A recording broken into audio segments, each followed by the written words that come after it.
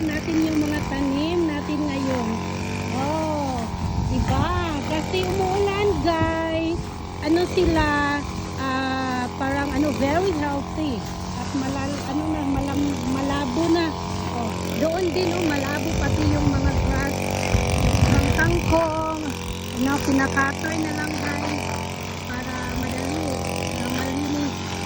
So, basta may rain talaga. Gusto ng mga tanim yun. Diba? Yung okra naman natin doon, bisitahin natin yung mga okra dyan.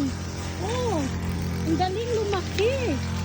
Around 2 days lang ako hindi nakapag-hi. Ganito na naman. So, I need to get this one.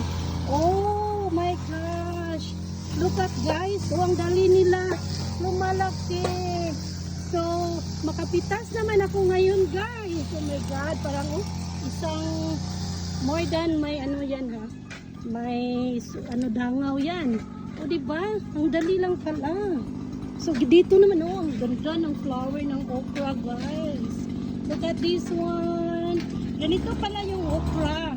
Yellow yung flower ng okra, guys. Oh, tingnan nyo. Around 2 days lang ito.